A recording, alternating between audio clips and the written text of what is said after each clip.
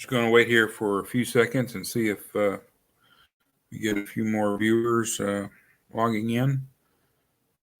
Hope everyone is doing well and having a good day. Good evening, Sherry. And hope everyone is getting ready for the holiday season, if that's your thing. And if not, God bless you on that too.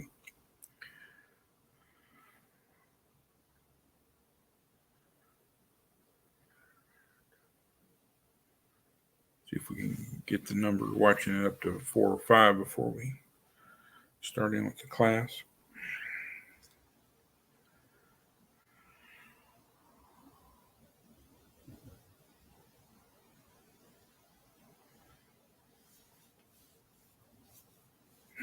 Looks like we got some winners showing up, so that's good.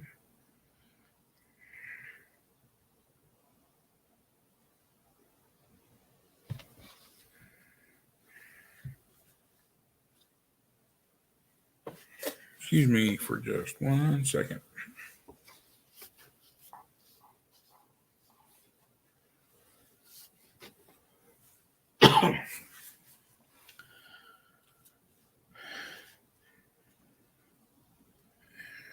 Okay, well, that's 5 by the people who have logged in, so I guess we'll get started. Good to see PD and Robin as well as Wally and Thelma.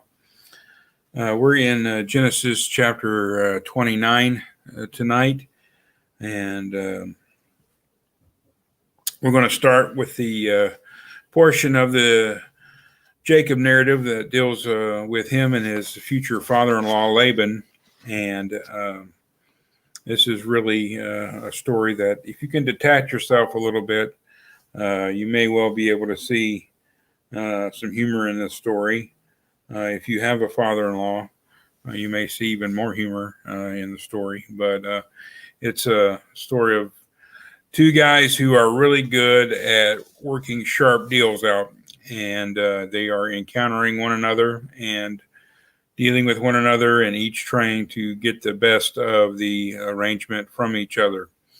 And really, it's like if you could watch a chess match between two grandmasters, and that's what's going on here. These are the guys who are really good at this, and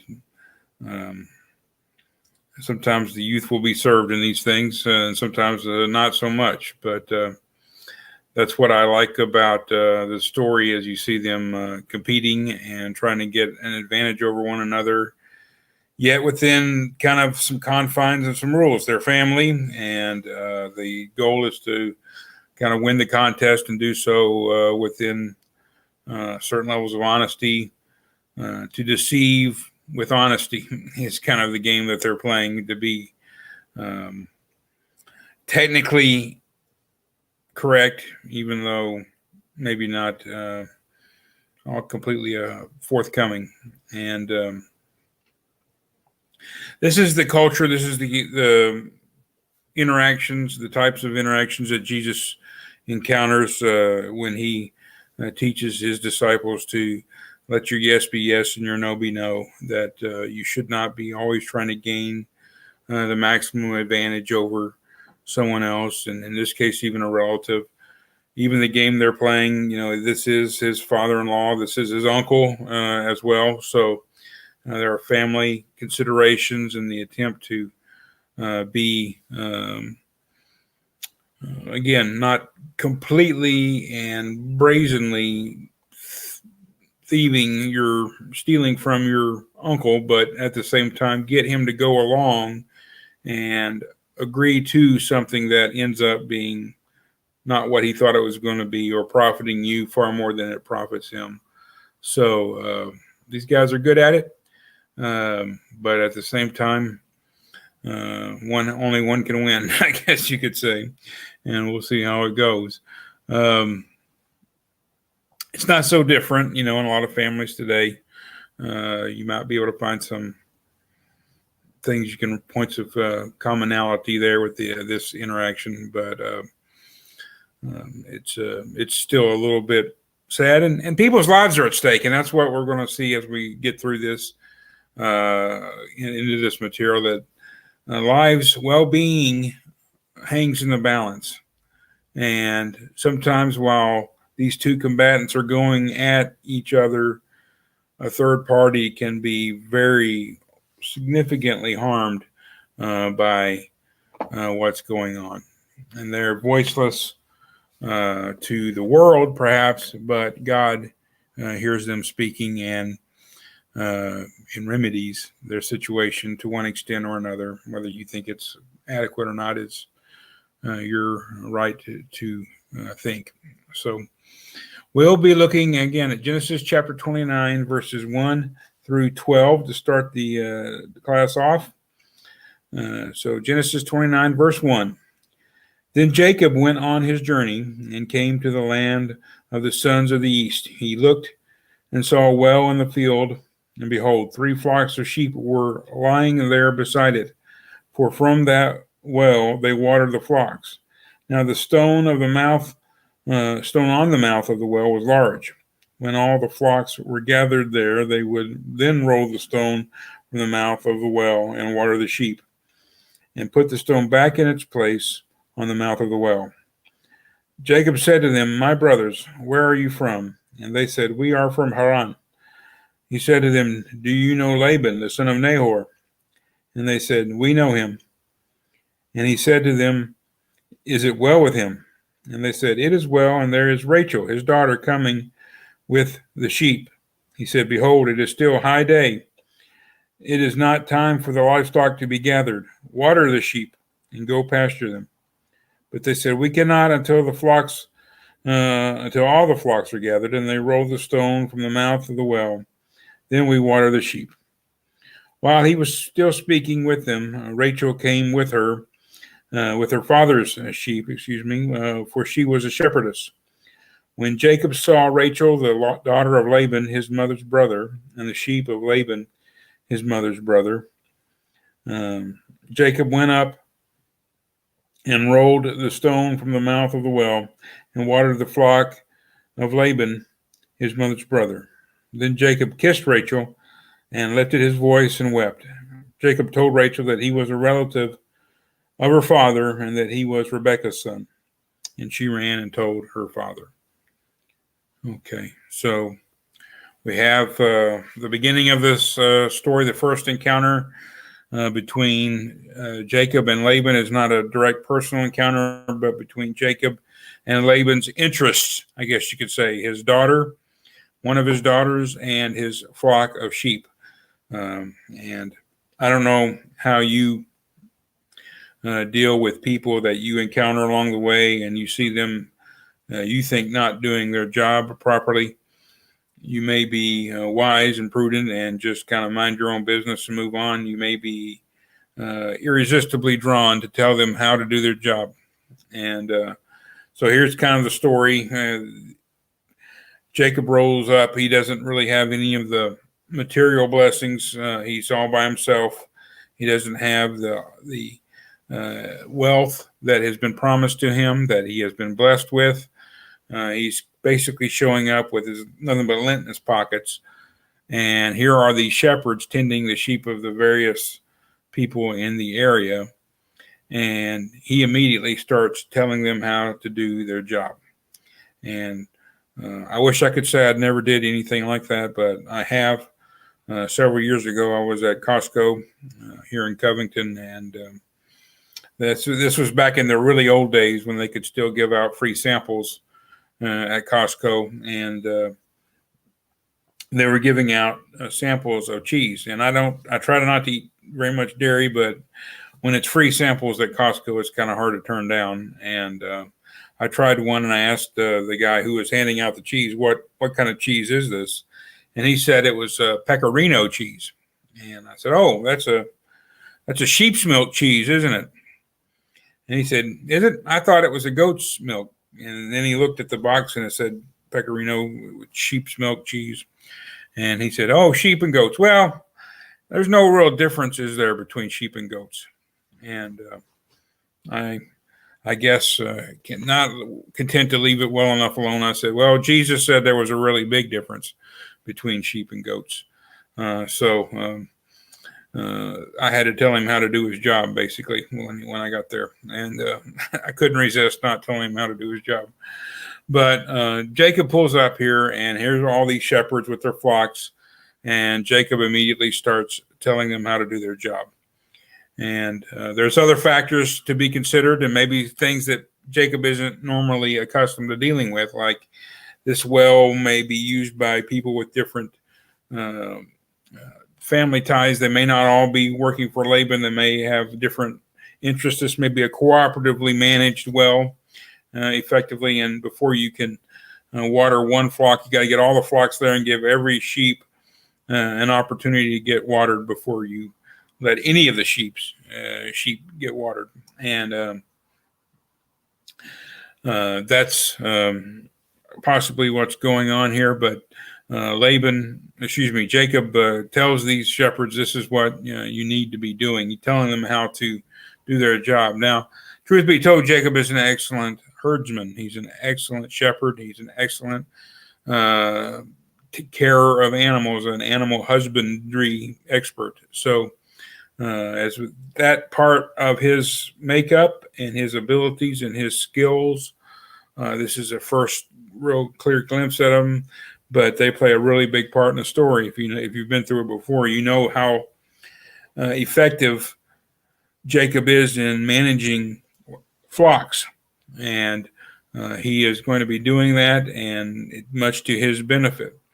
So really, they probably should be listening to him. But again, these are probably men for hire who aren't motivated to be the best they possibly can be because they don't have an ownership stake.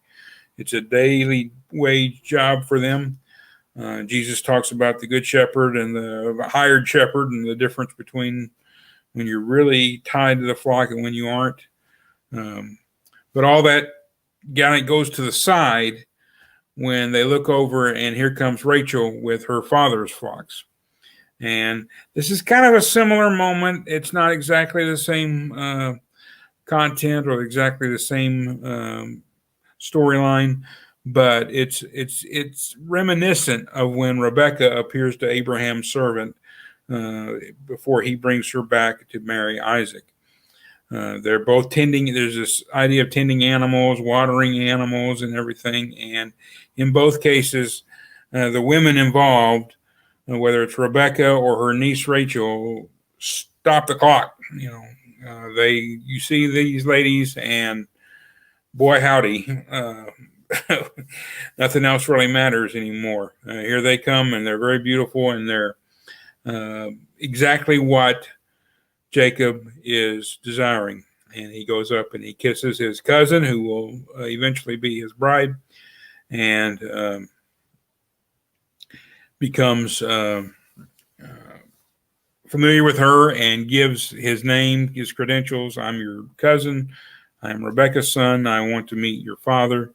And just as Rebekah ushers in Abraham's servant into the house of really Laban at that point, even here, Rachel runs to inform Laban that his nephew is here and something is up, and here he comes. So before that happens, though, Jacob has to show off a little bit. I never really tried to do this in my dating time, show off, because I would have probably not pulled it off very well and looked even more foolish than I already am. I didn't really try to impress Sherry too much. I knew she's very smart, could see right through it anyway. But Jacob is impressing Rachel. He's picking up the rock. He's rolling it all by himself. Look at how manly I am. Look at how strong I am. I might be a smooth man compared to my brother Esau, but I'm still a manly man. And he rolls off the rock and lets her water her sheep. And all of this is going on. They're playing the dating game here at this point, and it results Rachel in running back to her father to tell Laban that Jacob has arrived. Go ahead and if you have any comments or questions, just go ahead and type them in. I'm just going to keep talking until I see something. Verses 13 and 14 now of Genesis chapter 29. So when Laban heard the news of Jacob, his sister's son, he ran to meet him and embraced him and kissed him and brought him to his house. Then he related to Laban all these things. Laban said to him, "Surely you are my bone and my flesh." And he stayed with him a month. So if you're familiar with the material, you know that there's ends up being a lot of dissension, a lot of strife between Laban and Jacob. However, the story is strife sandwiched with love. There's welcoming and kissing and loving at the beginning of the story. There is fond, I guess you could say, at least friendly and familial goodbyes at the end of the story. Again, embracing and kissing and loving. But sandwiched in the middle is all of this strife and contention, as we will see as it goes forward. He's going to stay with him a month. Well, it's going to be a lot more than a month, isn't it, before it's all said and done? But it's kind of, this is how he gets hooked into the story. This is like you get the free trip to the resort for a weekend if you sit through the timeshare sales pitch. You know, the month is the hook, the lure. Come stay with me a month, and then it ends up being a sales pitch later on, and it's a lot longer than a month. But of course, for the wonderful wife, and actually wives he gets, it's I think he ends up getting a pretty good deal, all said and done. Okay, verses 15 through 20 of our reading of Genesis chapter 29. Then Laban said to Jacob, "Because you are my relative, should you therefore serve me for nothing? Tell me, what shall your wages be?" Now Laban had 2 daughters. The name of the older was Leah, and the name of the younger was Rachel. And Leah's eyes were weak, but Rachel was beautiful of form and face. Now Jacob loved Rachel, so he said, "I will serve you 7 years for your younger daughter Rachel." Laban said, "It is better that I give her to you than give her to another man. Stay with me." So Jacob served 7 years for Rachel, and they seemed to him but a few days because of his love for her. Oh, so sweet. True love.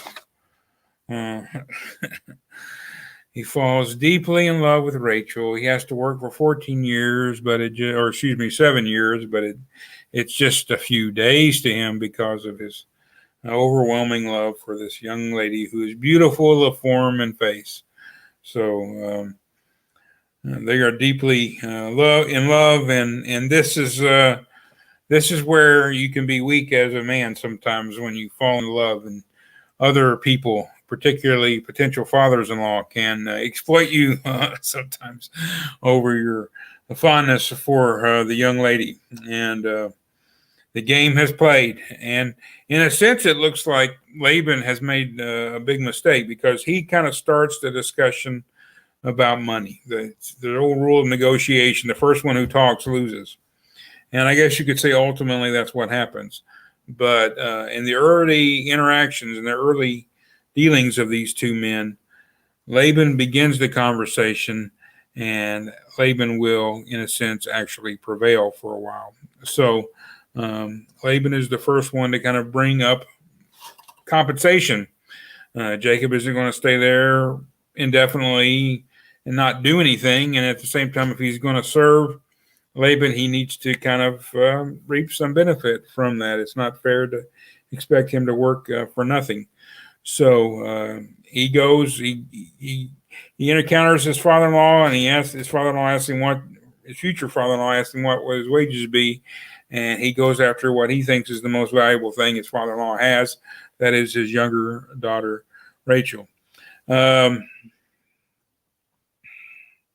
It's really sad. I think in our minds, in our way of looking at this, it's sad to see that Leah is passed over in a sense. We know ultimately she won't be passed over in terms of marriage, but she is certainly passed over in terms of Jacob's affection. He has two daughters, two potential wives to choose from, and he chooses the other one. He chooses Rachel, not Leah. He gets Leah. And you can kind of start thinking about the sense of being less than, the sense of being regarded as less than, less desirable than someone else, less beautiful, less qualified, less wanted and loved than someone else. Jacob has come from a family where he was less loved than his father, or by his father, than his brother Esau, more loved by his mother than his brother Esau. But Jacob is a man, and in this world, in this culture, if something is a disadvantage to you as a man, you can take steps for your own benefit. Not just a man; he is a free man. He's not a slave. He's not indebted to anyone. He is an empowered, honored person in this culture. Despite what we see as his questionable behavior, he is a powerful person. In this culture, he has power. In this culture, Leah, even though she's the daughter of a wealthy man, she really has no power. So she is being passed over. It's kind of a shameful event for her. It's shameful for her younger sister to be married off first, to be more desired than she is. And whether the weak eyes is just a physical infirmity, whether she could hard, limited sight, or partially blind, or if it was something that it appears really to me in reading the text that it's something that limited or was considered unattractive by the standards of beauty of the day, whatever it was. It seems like maybe Leah's physical presentation was not as desirable as that of her younger sister. And therefore, Jacob targets Rachel instead of Leah. So it's really a sad story, but it's also in keeping with much of the contest or the interactions between Jacob and Laban, in that there's this desire to have an advantage one over the other, and it goes back to, in a sense, appearance. We'll see that as the story unfolds, what things look like, and to some extent, the value of how things appear is not true to what their actual value is. And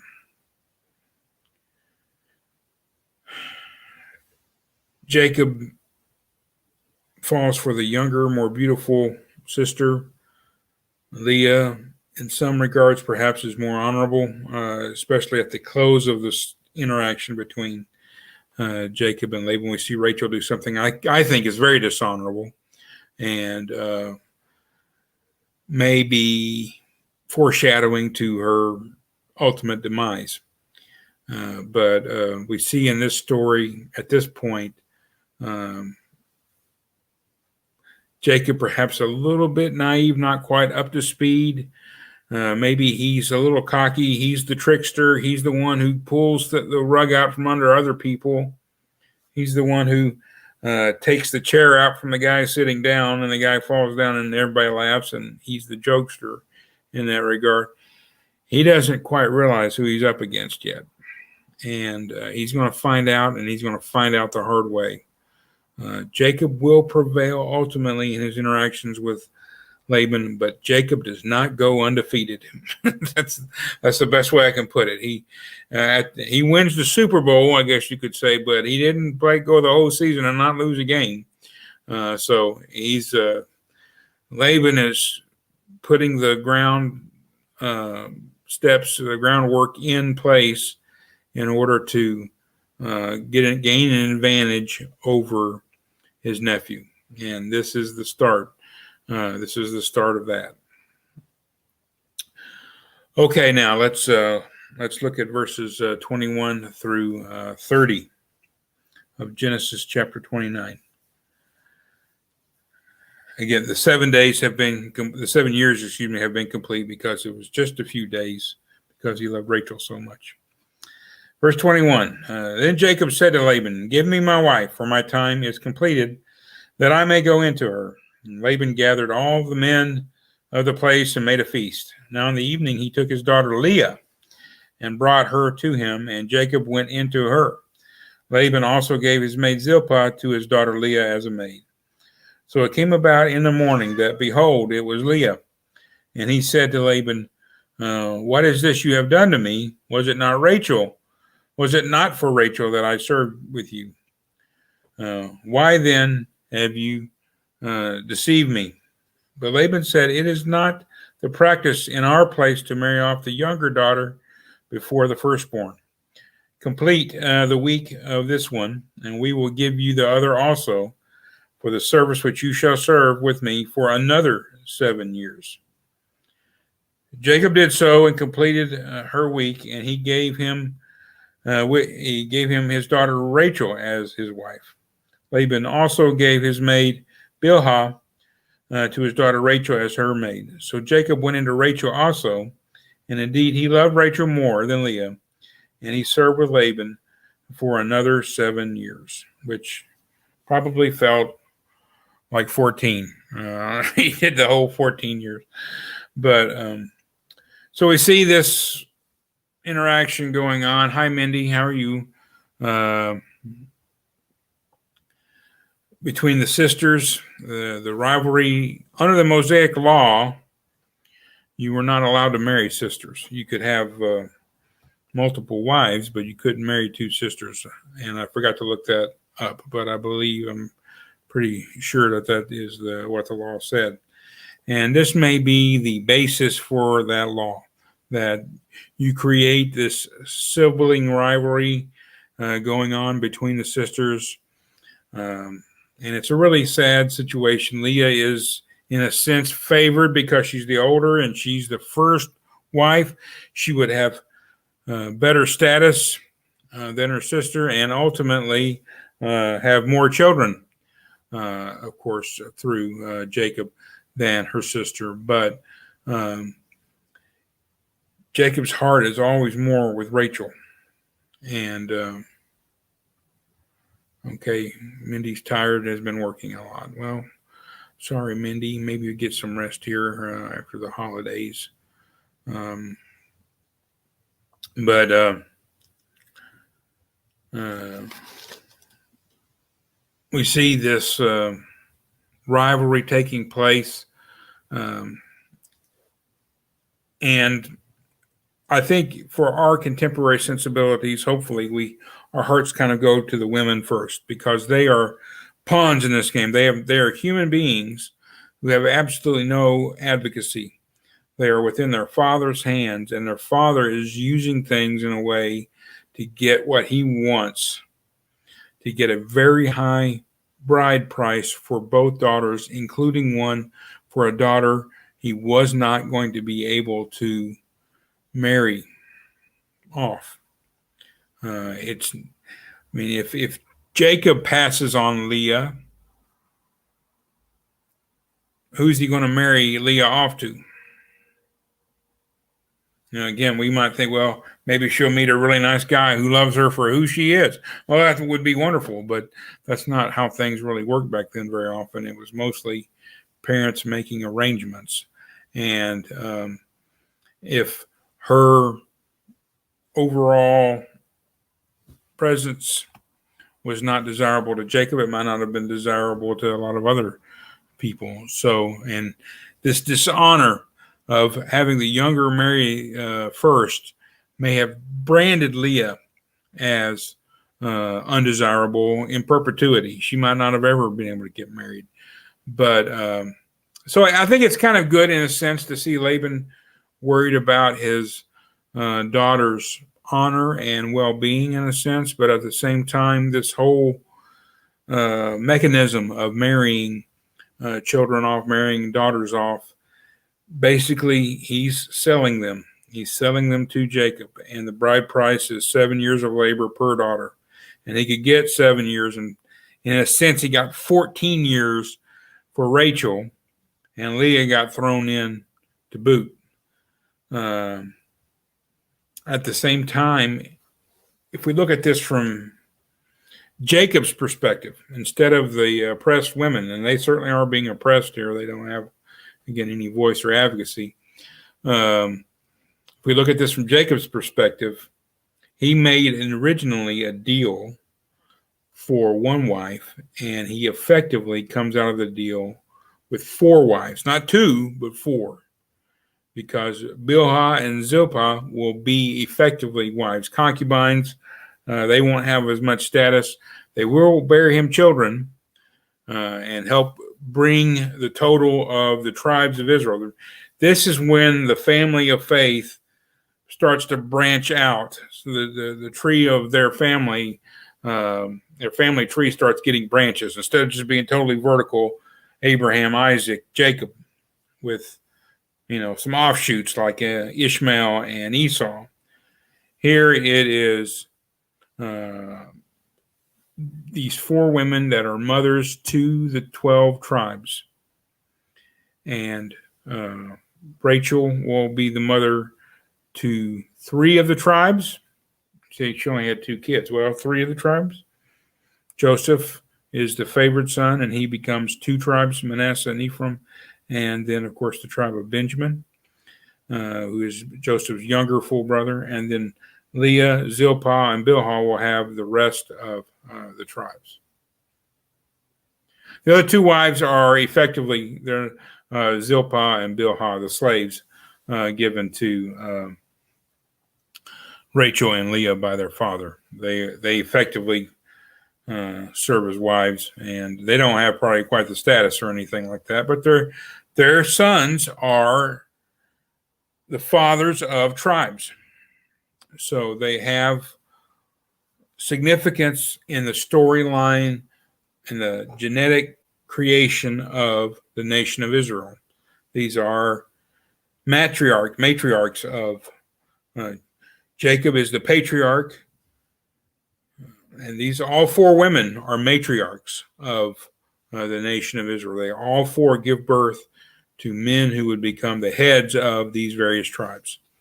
So Leah will have the most, but Bilhah, Zilpah, and Rachel will also create tribes as well. Really, in a sense, there's 13 tribes since Joseph gets 2, and the tribe of Levi would not get a land portion necessarily, but would get cities, and they did get land. They just didn't get like their own state or whatever. So that way it ends up being 12 no matter how you look at it. Anyway, but this is really, in a sense, making Jacob the chosen son, the son in whom God was well pleased, the son of Isaac in whom God was well pleased. It is making Jacob's cup overflow. God has brought him to this place. God has given him 4 women who will be the mothers of his children. When he bargained for 1, God gives him 4. That's one way of looking at it. It's maybe not Jacob's way of looking at it, at least not first. He's not happy about the deal. They're at the feast. This wedding feast goes on a week. This was not a Church of Christ wedding feast where you have cake and mints and harmless punch, and then the bride and groom hop in their car and drive off. This was an ancient wedding feast that drags on and goes on and on for days. A lot of food, a lot of wine. Jacob is, the bridegroom, so he is kind of one of the stars. He is probably overindulging, and when he goes in to consummate the marriage, he is not too attentive to who is actually with. So, in a sense, you could say, he's violated too here, very much so, that his state of inebriation was exploited by Laban. Laban is a crafty old competitor at these types of games. He's got a lot of tricks up his sleeve. He's maybe physically past his prime, but he's got a lot of experience, and he knows how to manipulate this younger man. He knows how to lead him around, get what he wants from him, and give him what he doesn't really want to get. He gets Jacob to take Leah off of his hands, and that's not a temporary way of looking at it, but probably closer to the way they would have looked at it. This is just how crafty Laban is, and doing so in a way that, again, is certainly has a lot of dishonesty about it, but at the same time, it works within this family framework where would Jacob really not want to honor his cousin? Would he really want to doom his cousin to a life of being an old maid? Not ever being married, not ever being a mother, not really ever fulfilling her function as a woman in this culture. Jacob, you'll go ahead and be cool. Honor Leah, let her have her week of wedding celebration. Then you get Rachel. You'll have another week of wedding celebration with Rachel, and then you serve me 7 more years. So it's not like he has to wait 7 more years to get Rachel, but he does have to wait a week extra to get Rachel and take Leah with him to boot, but with, again, slaves that would ultimately be wives or concubines that end up being mothers of tribes of Israel.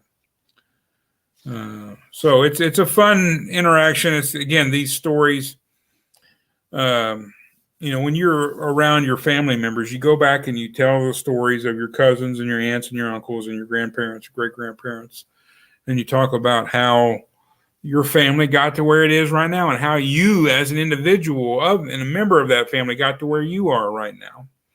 And maybe why you think the way you do about your cousins. Well, he's my cousin, he's okay, but, his parents were, this, that, and the other, and these are origin stories. This is how these tribes came to be. And when one tribe asserts dominance over another tribe, you look back and you see where these tribes came from originally. And although Leah was not the wife in whom Jacob was well pleased, she is the mother of the most dominant tribe of Israel as it goes forward, and that is the tribe of Judah. So, not immediately, but ultimately, Judah is the kingly tribe. That's the tribe of David, and that's the tribe of Jesus. Jesus comes ultimately from the mother with the weak eyes, the one who is rejected in a sense. God chooses that mother to be the one to ultimately bring his son into the world. So let's finish up the chapter, verses 31 through 35. I've already kind of previewed this. Verse 31, now the Lord saw that Leah was unloved, and he opened her womb, but Rachel was barren. Leah conceived and bore a son and named him Reuben, for she said, because the Lord has seen my affliction, surely now my husband will love me. Let's see. I'm on my phone. I just messed it up.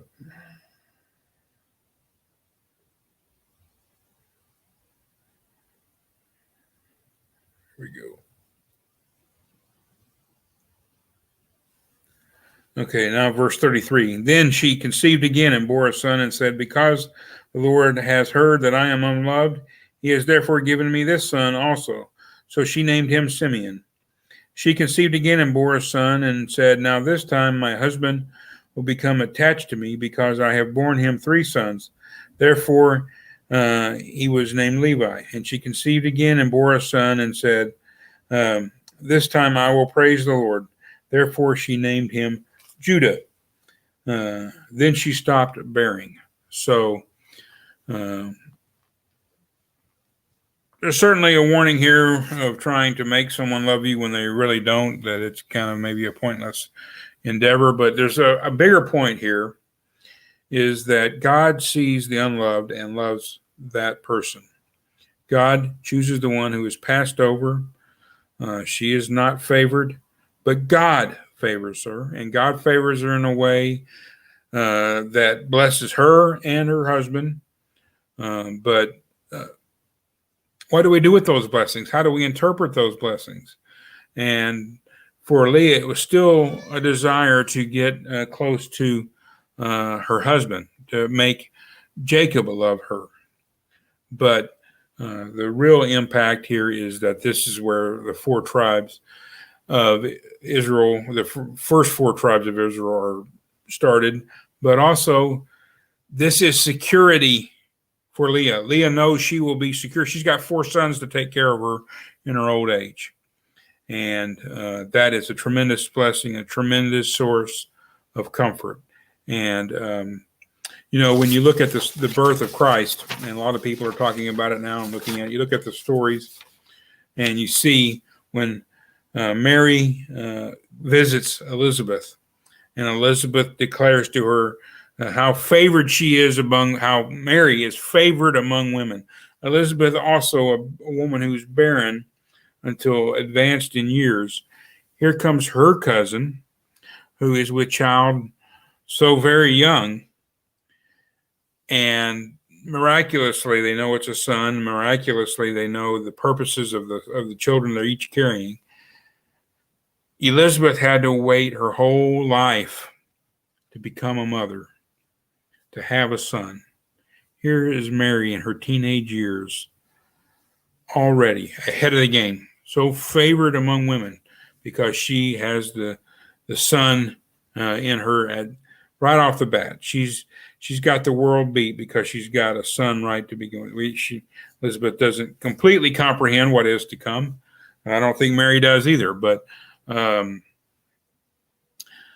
a woman to have sons was the best thing a woman could do in her life for her. And that's, again, pulling these stories into our current culture is difficult. But for a woman in her culture, for Leah in her culture, to give birth to sons was certainly a sign that God loved her. And we know from the story it was God hearing her in her time of trial and moving to alleviate her suffering.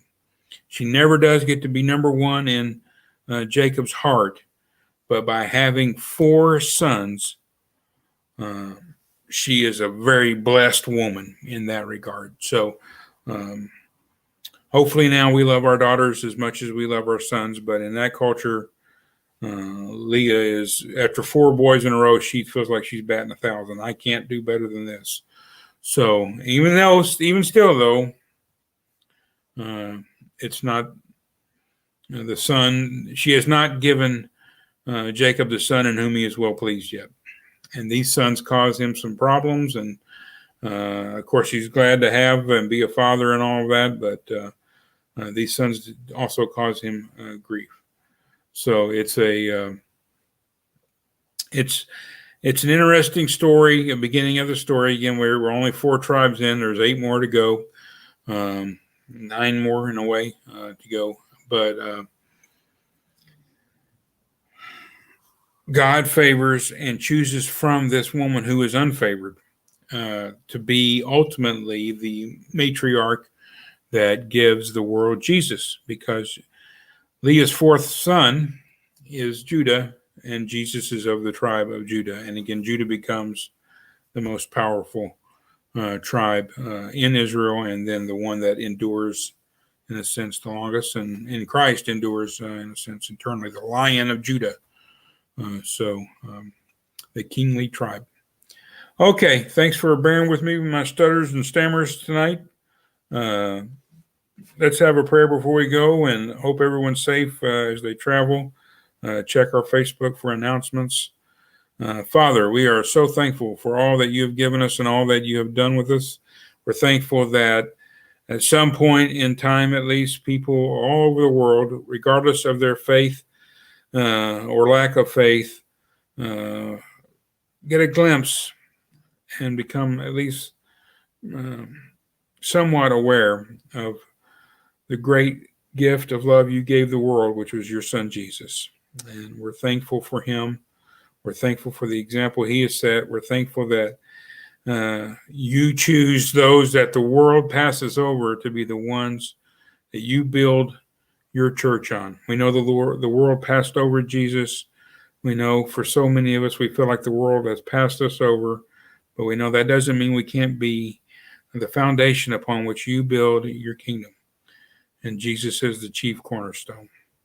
And we're so thankful for him and all the other things you've done for us. In his name we pray. Amen. Okay.